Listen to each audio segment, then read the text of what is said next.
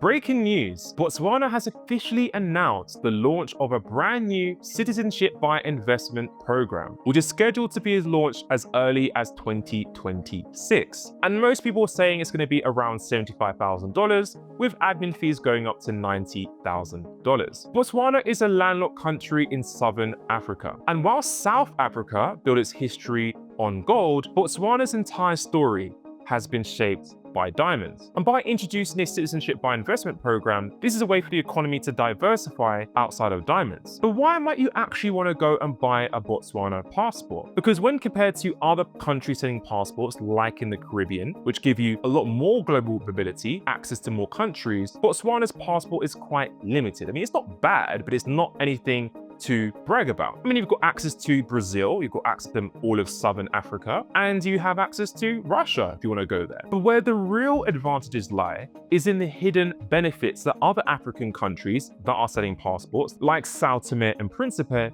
just don't offer, which are plagued with political corruption, high taxes, and just not a place that you want to live in. And one of the first reasons why you might want a Botswana passport is taxes. Now, Botswana operates on a territorial tax system, meaning you only get taxed on income that is locally sourced to Botswana, and all your foreign sourced income is not taxed. Now, there is a really important caveat, because some people think that a territorial tax country like Botswana means you can go live there, operate a business, an online business, and your customers are coming from the United States or from Dubai or from the UK, and you pay no tax because it's outside of Botswana. That isn't necessarily true. If you are doing services within Botswana without effective control and management that shows that it's outside, you can get tax on that income. But if you structure it the right way, you can effectively pay 0% tax on your foreign source income, which is very, very favorable as a expat and nomad who is running an online business. The next reason is national stability. Now, Botswana is one of the most, if not the most, strongest and stable democracies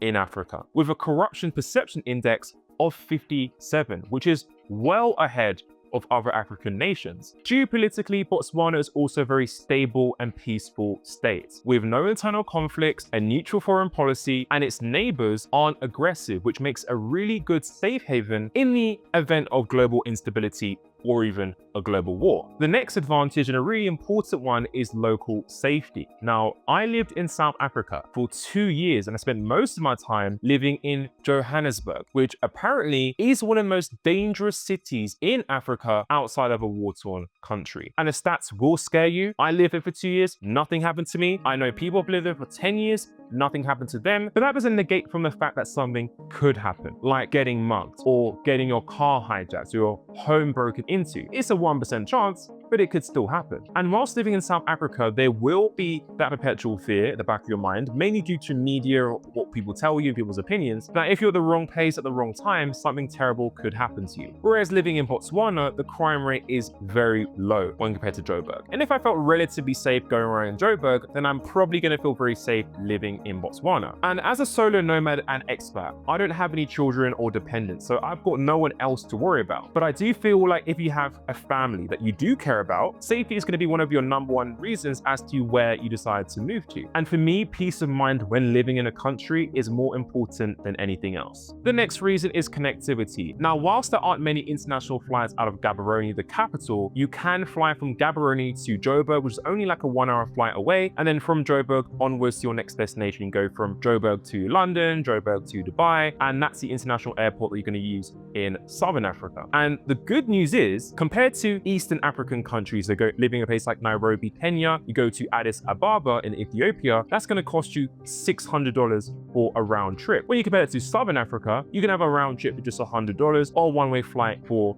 less than $100. Another reason, as are many Southern African countries, is also very, very affordable to live in Botswana, which makes it a really good geo arbitrage country. But also, if you are someone like myself who wants to base themselves in Africa, it also has good connectivity with South Africa. Starting with the banks, they've got the same branches in Botswana as they do in South Africa. You can open up an FNB account, a Standard Bank, an Absa Bank, and if you're making local payments into South Africa, that makes it a lot more convenient. Because when I lived in South Africa, I was making making international transfers for my rental payments, which was very, very difficult. People want to be paid, in the same day or almost instantly, and I couldn't do that because international transfers take a lot longer. But if you open up an account in Botswana, you can do that a lot faster. And this is useful if you're doing transactions within Southern Africa. The retail brands are the same as South Africa. So if you're using the gym, you used Virgin Active in South Africa, you can also use that in Botswana. Same thing in Zambia or Namibia. And this is really useful because when you are traveling around, you don't want to keep canceling a new gym membership and starting a new one. And this continuity makes it really easy if you want to split your time between South Africa and Botswana. And living in South Africa, you get up to 6 months tax-free. So you might live in Cape Town. I recommend the Atlantic Seaboard, or if you're going to Joburg, I recommend in Stanton. These are the safer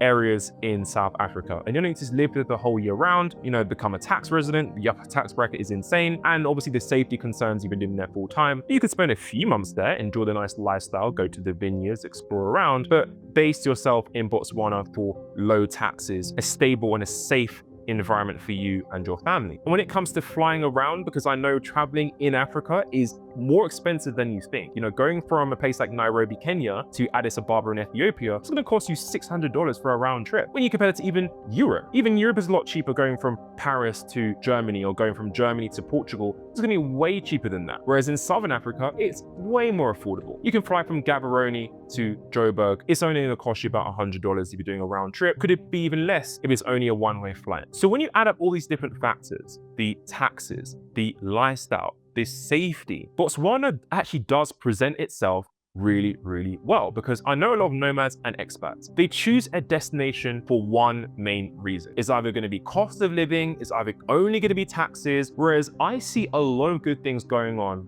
for Botswana right now. And now with this new pathway into citizenship, I believe Botswana is offering something really rare on this continent. So for me, I wouldn't get this passport for global mobility. I would choose it for a long-term base, a long-term plan B. It's safe on a macro and geopolitical level, but also on a local level. It's low taxes if you want to base your business on the continent, and you don't want to run off to Dubai every 6 months like everyone and their dog is trying to do. And it's also very affordable to live there. You can rent there very affordably, you can buy property there, and the overall economy is going up when compared to other African countries. So overall, I am very, very interested in Botswana. The only other African country outside of Botswana that offers even close to same level benefits is Mauritius, and that's not even on the mainland continent. So the question is, would you pay $75,000 for a Botswana passport? Let me know in the comment section below.